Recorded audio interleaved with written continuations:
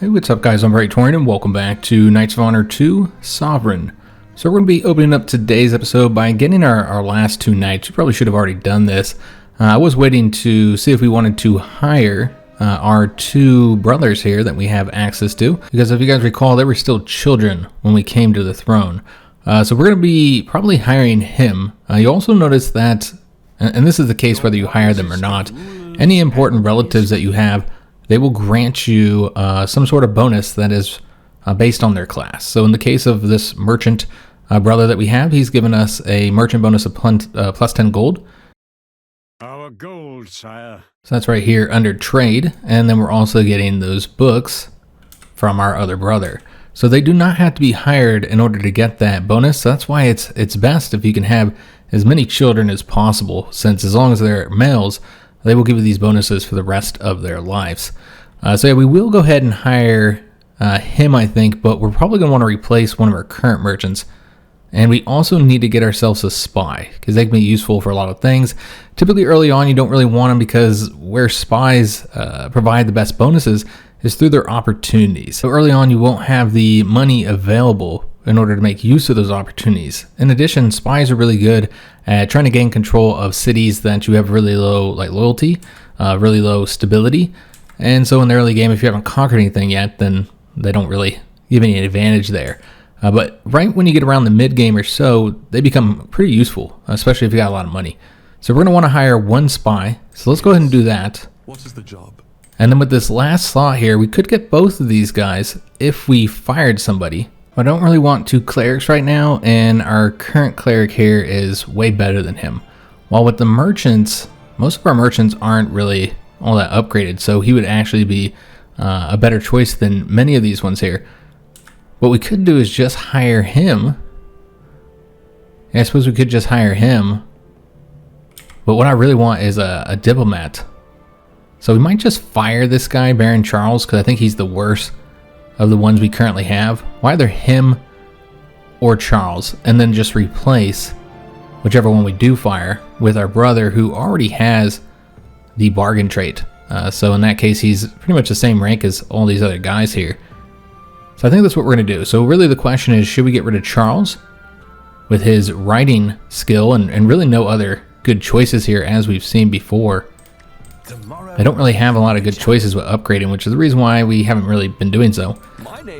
Or there's Baron Edmer. He also has writing, so really it doesn't matter which one we fire. So I suppose we should fire the one that's making the least amount of money, so it'll hit us, you know, it won't hit as hard. So I think we'll fire him then. Now, there are penalties to getting rid of somebody, exiling them, so you do need to consider that. Let's go and hire a diplomat real quick. And then, yeah, we're going to go ahead and get rid of him. So we put our brother in this place instead. So let's go and exile him. And you guys will see those penalties. The opinion of some groups will be lowered. And the merchant will be lost forever. Sire, we have angered. And so our merchant opinion has decreased by 1. Whose opinion you lose depends on what their class is. So because he's a merchant, we lost opinion with the merchants there. And then we're going to go ahead and replace him with our brother here. And so let's go ahead and set him up to trade. It looks like Anjou would earn us the most amount of money, so we'll trade with them rather than Castile. And then we also need to make all of our new guys here. We need to give them control of a city, make them into governors. So with our spy, we should probably put them in the place that has the lowest stability, which seems to be this location here. Yeah, they are very disloyal. I mean, we got a +4 because of how high our kingdom stability is, but that's largely due to the defeated rebellions. So yeah, I think it would probably be best to put them over here. You're also getting a lot of stuff here because of the buildings. So that's another reason why you might want to put them over here. What trade goods do we have here? Okay, so we got the salt there. Yeah, I suppose we'll put them in charge of this location. This one might be more profitable. But yeah, we'll put him in charge over here, guys. Do you have a plan for me, sire? Alright, so let's go ahead and make him governor over there. Now that does mean that we won't be able to do all of our own home cities. That's okay, I think it's probably worth doing this. We can look and see if we'll earn more money anywhere else, because it is based off of the number of villages. But yeah, I'm not really seeing like any location that's superior. Of course, you do have to have a castle to get that stability bonus as well.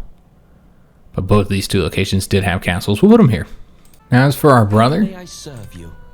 we're going to put him into a location that has settlements and villages. So the location has the most amount of settlements. Looks like it's going to be either this one here or this one. It has a village, but not as many settlements. But there's also work as well, which we have built some stuff, so that's something to consider too. Then there's the number of trade goods, since he's got the bargain. Okay, so I wasn't even looking at that. This one doesn't have any trade goods yet, but it does have the possibility to get many trade goods. So I suppose there's that to consider too.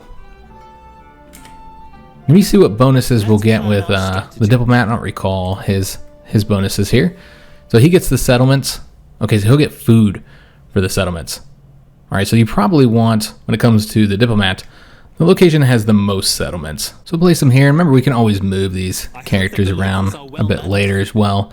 And for our brother here, that means we're going to want to place him in Warwick. So he gets that gold bonus, even if they don't have the villages there.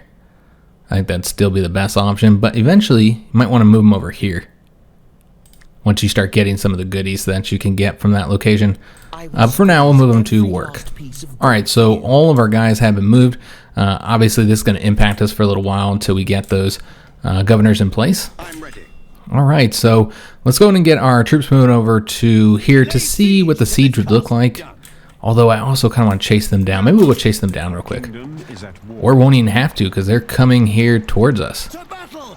So yeah, we're going to attempt to engage them. Hopefully they don't hide in the city. Yeah, we don't want them to just hide in the city. And still moving our guy across the sea there. And okay, so they're over here now. So they were able to get some peasants from the town. With the help of the 653 that are coming over here. Let me just see if I can't get that clicked on, see what they got. Yeah, they're all injured. And with those numbers there, they'll be closer to our numbers, but we're still going to outnumber them, and we have superior troops. So we're going to have our king engage him. So because it's heavily one-sided, we could auto-resolve it. However, that would result in these troops getting there in time. And so we'd have to fight them like normally. And we lose more troops. It'd be far better to, go in and fight it. And then we got, 35 seconds of battle before they even get onto the map. And then they got to come over to us. So I think we'll go ahead and manually lead this. It's always one of those things like, whether I should lead them or not. Because, well, you want to lead all the battles, of course. It takes time. It takes a lot of time to load this up and then actually play the battle. And as you guys saw in the previous video, I mean, that was mostly just battles because we did those too. And we didn't really do much of anything else because of that. So we're just going to leave this pause while we swoop up here and see exactly how they have their troops composed. Alright, so they got the light infantry in the center, peasants on the flanks, archers behind them, and then the one cav unit. Okay, so pretty standard here. So we're going to get all of our troops situated. Now we're rolling with very little infantry in our armies right now. I guess we can go a little bit further up. I think we'll need to. And so sometimes that can be kind of risky, I find, having this many archers. Because, yeah, they're great if your infantry are able to hold the line. But otherwise, you can have a lot of issues. Put these behind them somewhere like so. Yeah, you can end up having a lot of issues if, they have a lot of infantry. And we're going to try and get behind them and go after their points so that hopefully we can destroy that other army without actually fighting them. So let's put them up. Put them up over here. It looks safe. We're on our way. Another thing with the current army composition we have is that these light infantry, I'm starting to feel like it might be better to have mostly spearmen. Because while spearmen get a penalty against infantry, they have such massive defense. Look at their defense, 180 for melee, 191 for range. Compare that to the light infantry at 70-60. And so yeah, it's so different Now, of course, they don't have the attack speed, or excuse me, the attack damage. Melee attack is significantly better for light infantry, but I don't know, man. It feels like these guys just get picked apart too quickly. Yeah, we'll just let them come to us at this point. But yeah, they get picked apart very quickly. And we can have these guys situated a little bit differently here. We're going to move these guys just slightly. Sorry, I paused it. So we'll do that. And yeah, we'll hit the flanks here against the peasants. And then let's have these guys run all the way over there. We'll have them run. They might end up engaging us here. Alright, we'll go and attack those guys there. Alright, so if we can get far enough away from their general, or from the rest of their army, then we'll attack their general here. Okay, yeah, we'll go ahead and do that, and then we'll have these guys help them out. And maybe we'll just win by killing that general, although of course that won't actually be a win. Alright, so we need to get all these guys engaging those. We can try and chase those down, but there we go, we'll get those archers attacked with our cav. Alright, so they are here, and they actually came behind us, interestingly enough. I suppose that makes sense, it's based off of, you know, where they're at. Okay, so they're over here. So they're going to come after our points here, so we need to get over there. We need to turn this map around here. I assume they're just going to come after this point here. So let's just get them all coming over here. And probably want to bring the archers over there too. Alright, so let's have them come over here as well. And they do have the, yeah, we don't want to do that. Let's move them back here for now. So they'll get to those points before us. And so we really need to make sure that we take over one of these points here. I'm all thrown off now because I changed the direction of the map. Alright, so let's have this guy, actually, you know, let's have our commander go over here and start taking their points. And then let's have our 2 horses march over here. Go after these dudes. Alright, so the infantry did get there first. Right, excellent. So we want, let's see, we want these guys to engage the cav. Let's go ahead and attack all these. Attack with all these. And then let's have them ride down these peasants. All the other horse guys, where are they at? Right here. They're already engaged. Have them go here then. Alright, so should have these guys ramped up soon. Let's take a look, see how he's doing. He's already taken over this point. Well, it looks like not quite. So come over here now. Doesn't matter anyways. We've already killed the leader. Alright, so we wiped out a ton of troops. Easy battle because it was mostly peasants. So the peasants, you know, as you'd expect, they don't perform well. So we didn't lose that many troops. I think we had 3,800 before, so lost maybe 400 something dudes. So not too bad. Question is now, do we want to go back and replenish our losses before we do the siege? I think it would be best if we did. Yes. Yeah, let's go ahead and do that real quick, just because we're not very far away. So I think it makes sense. Let me take a look and see where he is. He's still coming on over here. All right, excellent. So we'll come back and replenish our losses here. You notice we do not have a lot of levies, which we have to rebuild that army. So that's unfortunate. Our lack of levies is going to cause us some issue. We are building it up, but yeah, it's definitely going to cause us some problems here.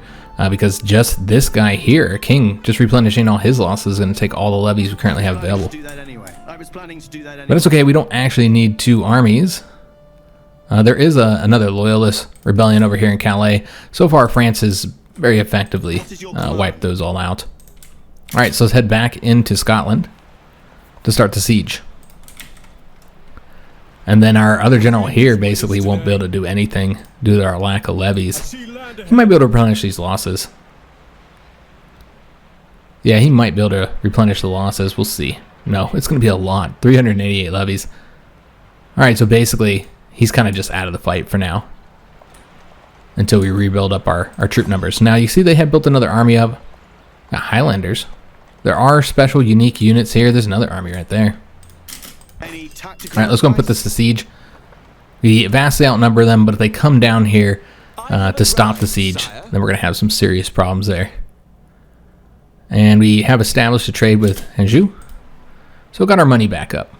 Should have all of our governors in place too. So back to getting all of our stuff here. So we're doing this siege. This is what I really want out of this fight. But they are sending another army down here to engage us. And this is like a regular army as well. Okay, so this is going to be a tough fight if we allow them to use their town guards here. Now, given these are just town guards and peasants, but with the full regular army, oh, and another army coming down, yeah, we're going to see some issues here, guys. We did have a daughter born. Okay, we don't have the money to hold a feast. And a prisoner was renounced. So Scotland has basically said that they're no longer going to attempt to get that merchant. And so we actually have a lot of people in our prison. This is something we have to take a look at here. But that means they're in exile now. So with this merchant, we could do the deal to have them become a rebel for only 1,100. We do have the money for that. Could instead just release them to tick up our noble opinion. So that'd be an option as well. But one thing you'll notice is that England's dungeon is overfilled with prisoners, which increases the risk of escaped captives and unexpected revolts. And so we do need to get rid of some of these prisoners. So I'm thinking probably him. Yeah, we'll probably want to get rid of him. And because he's the rebel, it would make sense to go ahead and execute him. We'll get that crown authority. Lose some opinion, of course. Maybe we'll be able to avoid it, though. So let's go and execute him. So we did lose opinion with both the peasants. Oh, we avoided the clergy one. All right, excellent. We definitely don't want to let any of these characters out. Any of the marshals here. We want them to either just be deprived of this knight character here, have that slot taken up, or they have to denounce them and then lose the opinion with the nobility. So yeah, we don't want to let these guys out. So we'll leave all three of them in for now, and it's really just this character. And so I almost want to go ahead and do the deal rather than getting the nobility opinion. I think we're going to try this, guys. Do the deal. And we're going to want them to be attacking Scotland. So we'll see if that was successful or not. It looks like it was. All right, excellent. And so where is that located? All right, so that's up here. So not great troops, it's just militia and peasants, and there's only 5 of them because he's a merchant rather than a marshal, which is why marshals are so much more expensive. If we looked at these guys, they're going to be like 3,000 something. Yeah, quite a bit more. If we had the money available, I would, send them against Scotland. Yeah, that's not really an option because we just don't have enough money. So yeah, they'll have that rebellion up there they'll have to go deal with. But yeah, these are some fairly large armies, even if they are just peasants. I mean, this one's peasants. And so I think we're going to need to... I almost feel like we're going to have to retreat here because we don't have to fight all these guys. Or maybe not retreat, but go up and attack. But what I'm thinking is that we should bring our 2 armies together. So let's send him. See how we're doing at York here. Yeah, don't have a lot of population in these areas. So we can send him over here for now, so he's a little bit closer to the north. But yeah, I think we're going to need to pull back, guys. This is a lot of dudes we're going to have to fight. That's 8,000 plus the 1,600 here. Yeah, I mean, even if we have really good troops, we're still going to have some issues here, guys. So I think we're going to have to lift the siege.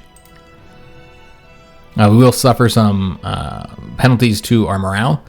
That's okay. So we're going to go and move out of here. Go back to Newcastle. And if they want to attack us, then it would actually be best if they attacked us in the castle. Of course, they won't. They'd probably instead ransack our stuff. And we've gotten our first opportunity from our spy. So this is like an counter-espionage mission here. So he has reasons to believe there are foreign spies in our kingdom, and we can start the plotting to try and find those spies. We'll just say let me think, because obviously we don't have any money available. And that's what I was talking about. With the spies, they have some pretty useful things that you can do with them. Alright, so we want him to attack us here. I wonder if we can go ahead and use those levies real quick to restore our losses here. Go in there. At once. At once. And then we'll come out and engage him. Enemy He'll have troops the across our assistance borders. of that other army that's moving down here. But he won't have the assistance of the town troops. I thirst for battle. So yeah, let's go ahead and attack him. And he's not going to get any assistance. Okay. So I'm not entirely sure where that other army went. Maybe this was an effective distraction. Maybe they moved those troops up there. That's interesting. I never actually did assign our spy, so that we won't be getting any missions because we don't have him infiltrating anywhere. Cost 350 here. We want him to infiltrate Scotland. I should have scrolled way down here. And then we'll start seeing missions pop up, different things we could do to Scotland. Of course, we don't really have any money for taking advantage of those. But yeah, we will if we can. My troops are waiting. Alright, so he's heading over here, and we'll make use of those levies to restore his losses, and then we'll bring him up to York where he can get some more troops. And if we have two armies here, then we can do the sieges without worrying too much about their armies that are coming down. And they got to be running low on stuff, you know, levies. Marshals, since we have two of their marshals right now. They got to be running low on knights. Alright, so with this battle, let me just take a look. It's slightly one-sided. It's definitely one we're going to want to lead, because they do have bowmen and light infantry. So yeah, we're going to want to lead this one here. The enemy is weak. Let us strike. And they don't have reinforcements coming for this one. I'm really surprised. I thought they were going to bring both of those armies down here so they'd vastly outnumber us. But they decided not to do that. Just a strange decision. Because yeah, I would probably have some difficulty in the battle if we were forced to fight both of those armies at the same time. Let's go and take a look at their troops. They have a ton of archers. Wow. Okay. Maybe because the archers are cheaper? Now, honestly, bowmen are kind of garbage in this game overall when you compare them to, like, crossbowmen, which we don't have access to as England, unfortunately. So England has longbowmen instead, but that's an elite unit that you don't get for some time. And yeah, we're just going to run over all their archers with our cav. But yeah, you don't get access to the longbowmen for a long time. Well, I mean, until you get the proper buildings and stuff. My life is precious. Let's go. Well, the longbowmen, or excuse me, while the crossbowmen you can get immediately just with having Fletchers. Might be one other thing required, but I'm pretty sure it's really easy to get. Like playing as France had access to them. And the crossbowmen are significantly better than the regular bowmen. They're like so much better. My men await your orders. And we're not going to go on there after the points behind, guys, because it's just archers. And so let's just let them come to us here.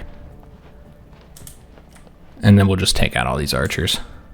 Shouldn't be too difficult to just run them through. Let's let them get a little bit closer. And then we'll attack them here. Alright, so let's go ahead and hit them here. Over here as well. And then let's bring these guys over around this side. Alright, so they should be firing. There we go, awesome. So they'll fire, and then what we want to do is have our infantry attack them. And then make sure the archers are fighting.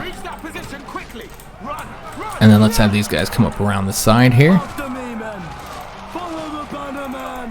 And then we'll just charge into these archers here. Alright, and these guys still chasing them down. And just like that, we had defeated them. So, pretty easy battle here overall. Much easier than I was expecting it to be. That did not go well for them. We barely lost any troops. We'll replenish our losses again. Should be able to do that with the current levies that we have. Yeah. This is a good strategy. Alright, and then we'll do the siege. Now we know they have another army over here.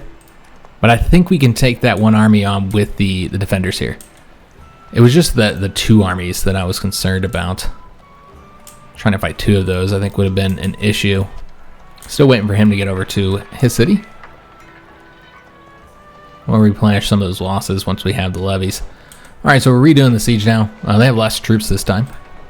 And so hopefully you should be able to take this one without any issue. I would not be surprised if they're raising up another troop. There's that other army. They did go after those rebels. So that worked out really well for us, sending the rebels over there. And that's something that your spy can do as well. Hungarian leader has been excommunicated. And so that's a mechanic as well. In addition to the Crusades, there is excommunication for the Catholics. And he was able to successfully infiltrate Scotland. So now we're going to see events from that infiltration. Yes, that's right down here. So yeah, we need the 388. So while he's over here doing this battle, which of course because they can't just go into the battle and do it, immediately, they have to do the traditional, AI simulation here. It takes them a long time.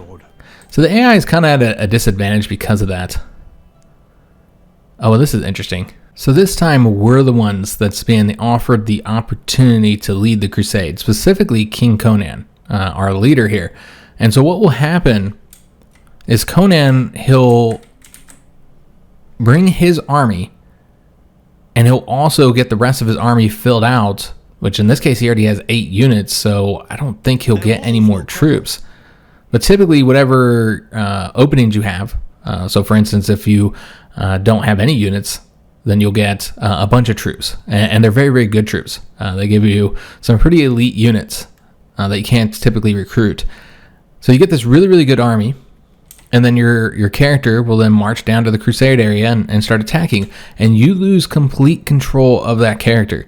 And he takes that army and goes off and does some fighting. Now we've already seen how this can be beneficial doing this crusade here, because whatever he ends up taking, there's a good chance that it will go to us, his home country, and so we'll likely get control of a bunch of territory. However, I think this would actually be a negative overall in this particular situation, because we're already in a war right now, and our army here is our main army, the only one we really have at the moment. That tiny army down here isn't significant, and we wouldn't be able to do this crusade. We wouldn't be able to do this siege.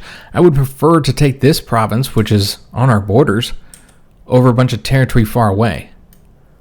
That's going to result in us getting brought into a bunch of conflicts. So I think we're going to decline this. If we were in a different situation right now, I would accept it and let our king go lead the crusade, but I think this would not be good for us. Now, of course, this will have negatives. It's going to reduce the opinion of the clergy. So now the clergy are not happy with us. So that's unfortunate. But one thing we were supposed to do here when we got the diplomat, the whole reason why I hired him, and I just forgot to do it, is we're going to do the improve opinions. This is going to cost 40 gold, but I think it'll be worth it to get these opinions up higher, particularly with the peasants and the clergy. So let's go ahead and get him started on that. But yeah, it's unfortunate that this is when this fired. But I think this is better. It's a better option here is to stay in this siege. So yeah, I don't think he'll be able to get down here in time, him having to finish this battle here. And even if he did, he's going to take those casualties. And his 5,000 men, I'm not worried about them. They're all peasants, militia. Well, I think we're looking at the wrong army here. Okay, he does have the Highlanders. But yeah, I'm not too worried about him, guys. So yeah, he'll get that finished up. Question is, can he get down here in time? He might be able to. Yeah, I think he will be able to come down here. But that's okay. We'll just fight it. We're able to increase the peasant opinion. Excellent. So already he's helping us out here. And also got a trade opportunity to expand trade in Anjou, which I think we will go ahead and do. Make use of that commerce that we currently have. Get a little bit more money. And let's go ahead and see if we can't... Oh, not quite. 388. We're almost there. So yeah, we'll get him restored, and then we'll start moving him up to York. So he is on the march coming down here. Again, I do think he'll probably get here in time. And we have this on regular speed. My bad, guys. Merchants in our kingdom. I was wondering why everything seemed to be going super slow. I forget that they don't like remember what you have it on. At once. Alright, so we're going to restore those losses. And let's go ahead and start moving up north now. At least up to York. We might have him come all the way over here to help us in this battle, if he can. Because, yeah, we don't have the levies to get anything yet. We also increased merchant opinion, and that we expanded the trade there. People are happy with that. But yeah, I do expect he's going to come out and fight this. He's going to restore his losses first. And then he's going to come down here and fight this battle. Ransom was offered, so we can get 1,600 gold. But do we want to give him the means? Yeah, I mean, do we want to give him the means to raise up another army? Not really. I think we're probably going to decline this, guys. Well, we could use the money. Although one thing we could do is we could let him have one of the marshals and then use that money to pay for the other marshal to become a rebel. I suppose that would be an option as well. But you know what? We're just going to keep. We're going to keep him in prison, guys. So he can't raise up another army. Although I am wondering how he's doing on levies and population. You can see here it doesn't look like he has a lot of population. And he's going up north. Well, that's interesting. Why? We do have a plot available to bribe one of his clerics. So these are the type of plots that you'll see, guys. Now, it's not a high chance of success. But it's pretty interesting when you do have people working for you within their kingdom. But yeah, we're just going to say, let me think on this. It's not a very high chance of success, so yeah, I don't think it'd be the best way for us to spend our money right now. Alright, so I'm going to go ahead and see if we can't recruit a few troops here before we go up north, although it might not be necessary since he's not sending that army after us. He's going further north himself. So we can get a light cab unit. We don't have enough levies for anything else, but you know what? He needs a light cab unit, so we're going to get him that. And we'll just keep him here for now. If he's not going to attack us, they might as well get him fully up to 8 units again. And frankly, after this battle here, I could see ending the conflict. Alright, so he's coming back down south. So can we get anybody? Could get another cab unit, I suppose. I think we might just move up north now, though. I feel like this will be enough troops. I mean, we really could win the battle with just this guy here. Just in case he does come after us, which as of right now, he's not. We have received a diplomatic. Yeah, he might see it as not being able to win this. Now, we're still improving relations with Sweden, which isn't necessary. If you guys recall, the whole reason why we were improving relations with them is so that we can marry their princess. We found a separate marriage, so that's not really necessary. And we don't yet have a son of our own to arrange a marriage for. So we don't really need to be in Sweden anymore. If we were to go anywhere, it'd probably be France. Let me just see where our relationship is right now. It's 469. It's pretty high. But yeah, I can see improving that. Just because we want to make sure that we don't have to fight a war down here. So yeah, I think we're going to move. We can find a solution. Recall him first, and then we're going to move him to France. I had forgot that we were doing that. We really could have had him work on the opinion rather than hire this diplomat and got a different class. That would have been an option. We could also just keep him here and save the money as well, but let's get the opinion with France up. We want to make sure that they don't cause us any issues, guys. Their royalties will adore me. So make him like us a lot. And yeah, he's not coming down here. Okay, so we didn't even need to bring this army over here. Alright, so we're getting that opinion boost in France now. Excellent. And he's not going to attempt to stop this siege here. We can expand trade here in Germany, so let's go ahead and do that. We shall profit from this. I think that's the limit of what we're able to do based on our commerce now. And so what I want to do is send our other marshal over here to Ireland to attack one of these locations. Yeah, we still got to get his numbers up higher. Now, since he's not going to attack us here, might as well go back down to York and start getting this army built up further. Yeah, he decided to not even try. I think they knew that they would lose. All right, so we expanded trade there. increased merchant opinion because of that. Merchant opinion is now at +8, so not bad at all. We got another plot available, Inspire and Uprising. And so this would be 2,300, but again, a very low chance of success here. So we'll say, let me think.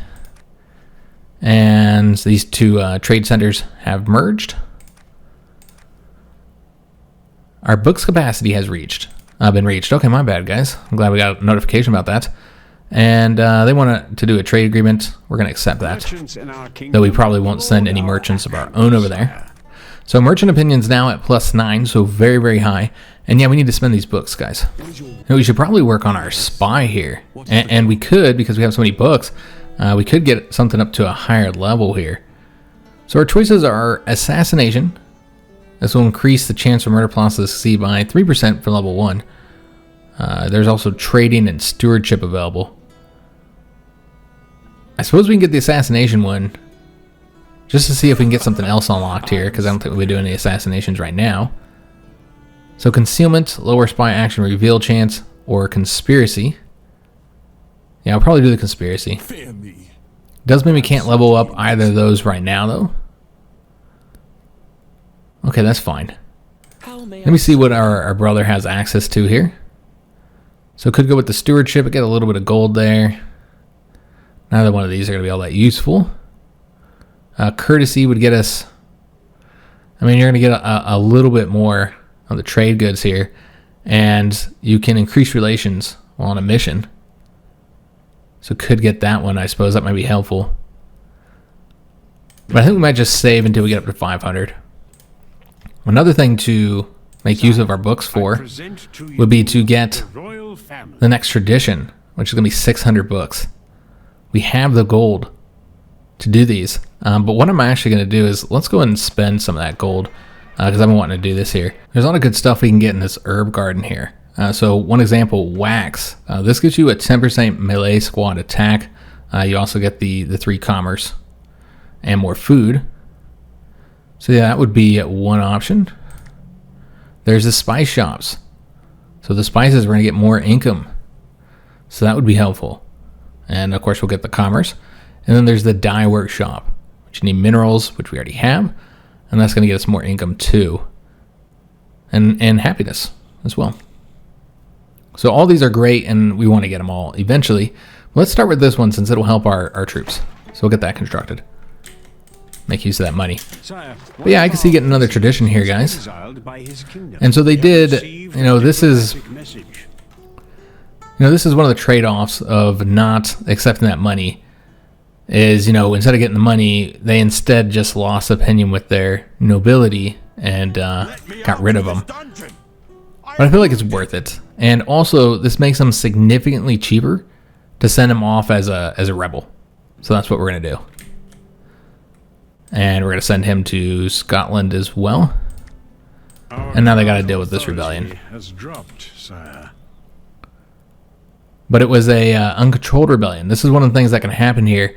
And unfortunately, it does mean we lose crown authority. We lost control of the rebels, so that's a shame. But he's still a rebel.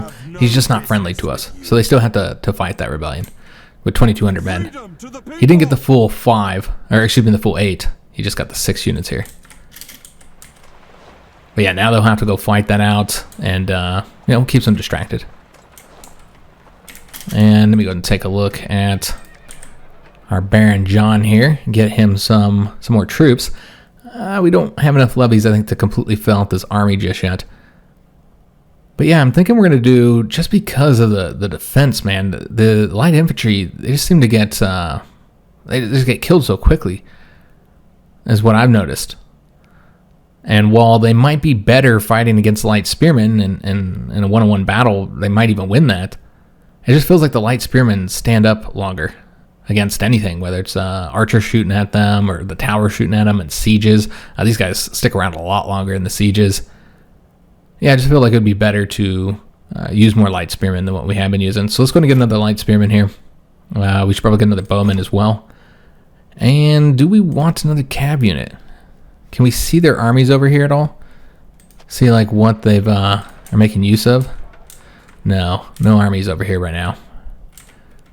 I was thinking we'd want to try and build it to counter them So we could get another light cav unit. I think we will. We'll get another light cav unit, but I'm thinking of doing another infantry. Having the 3 infantry units in each army, it just feels like it's not enough, particularly in sieges if you fight the siege out, which we can't do here just yet. We have not gotten the siege defense down to 50%. Another thing you can do is get the resilience down by 50%. I didn't mention that earlier in the series, and that's largely because this is, unless they start having food problems, resilience usually isn't the one that gets depleted by 50%. Usually it's the siege defense. Now, in this case, siege defense is incredibly high because of the number of castles they have. So it's at 365, so we have to deplete that significantly. We can turn this rebellion into a loyalist one with our spy. It's a 56% chance of success, and it's 600 gold. I don't think it really matters, though, in this particular case, because that rebellion's just about destroyed. And they did renounce another one of their marshals. So again, some negatives here.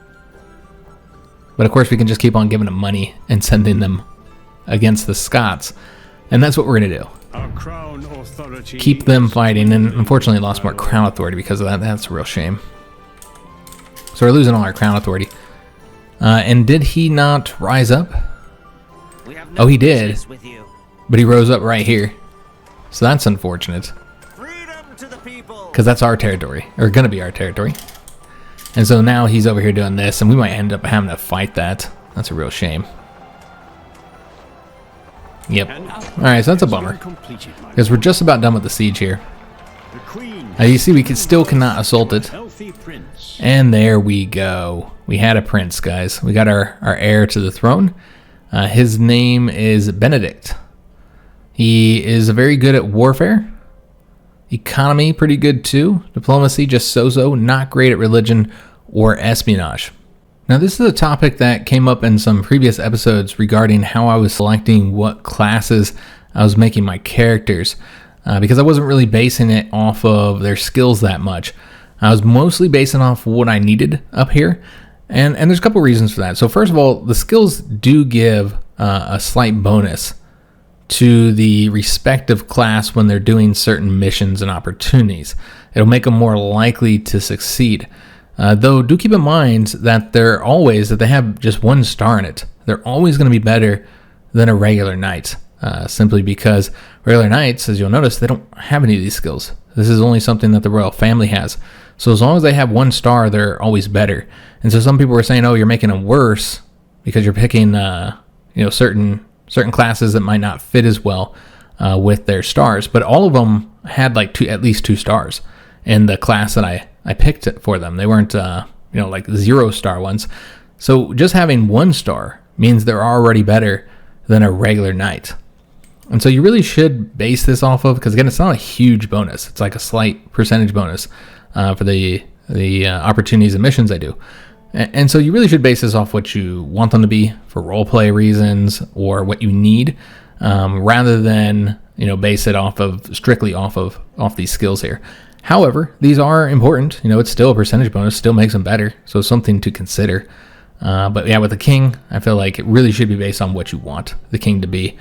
And I really like leading the troops with the king and getting those level 3 skills. So I think we're going to make him a marshal, like his father. And also that's what he's best at too. So we'll educate him as marshal so he can replace his dad. So he's going to come down here and, I assume, attack that rebellion for us, which is awesome. Because yeah, now he's stuck in that battle.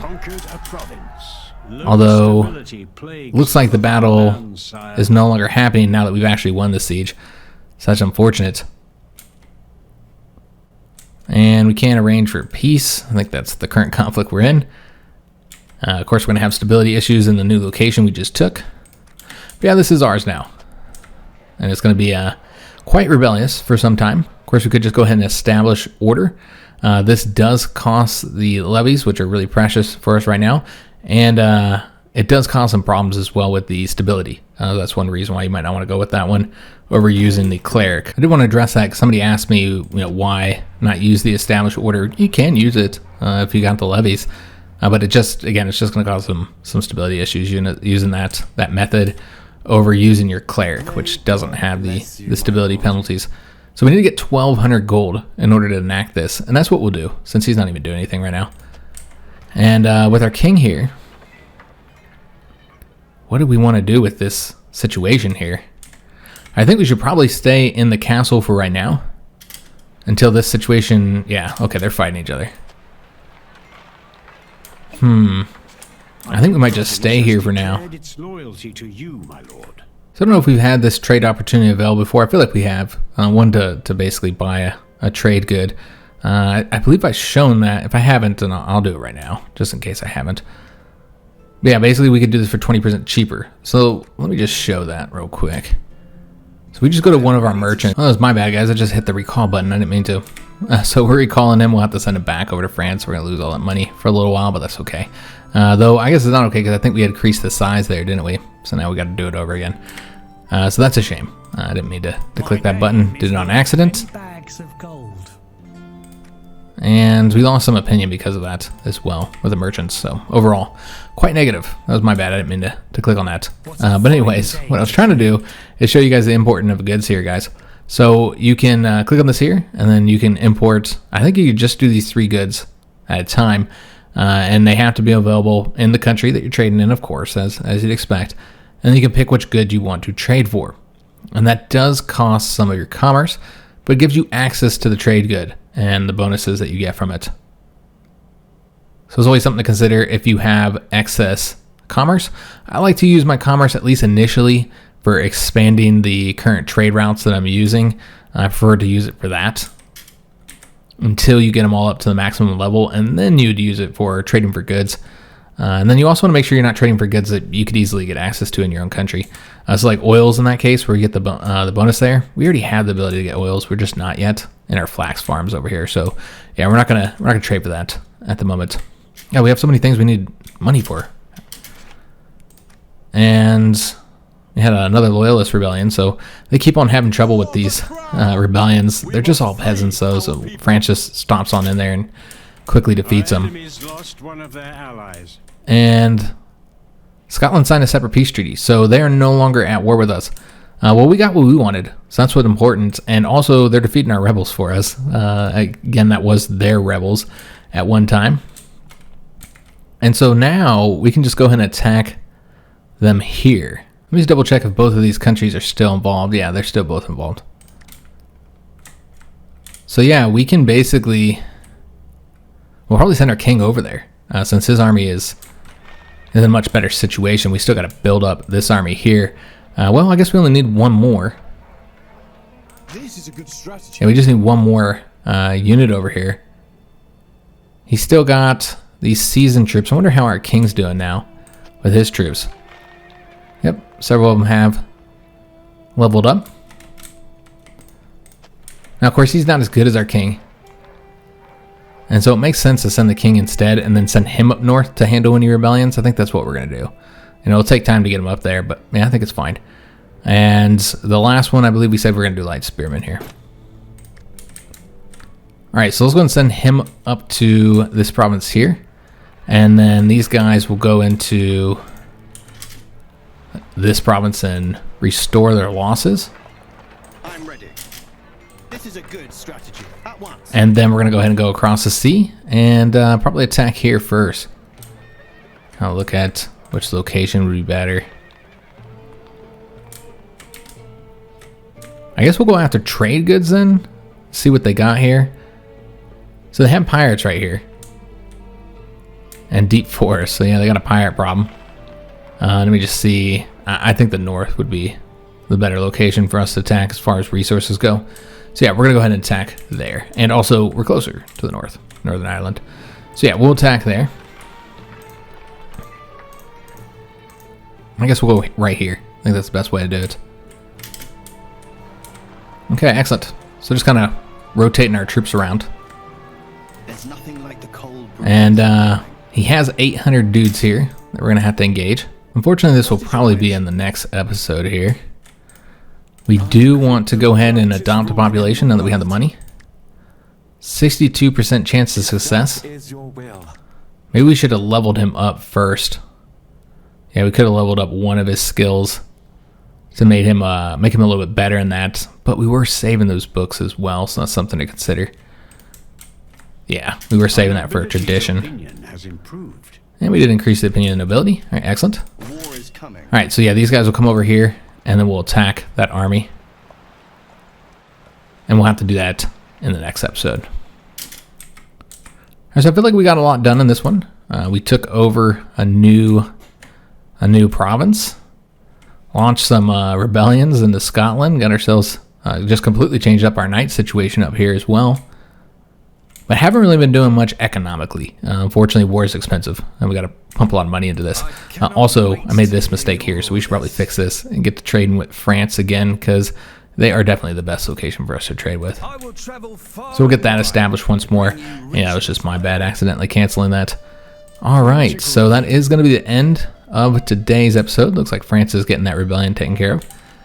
I hope you guys did enjoy it. If you did, make sure you leave a like on the video, subscribe to our channel, hit that notification bell, and leave a comment. Do hope to see you on the next one, and thanks for watching.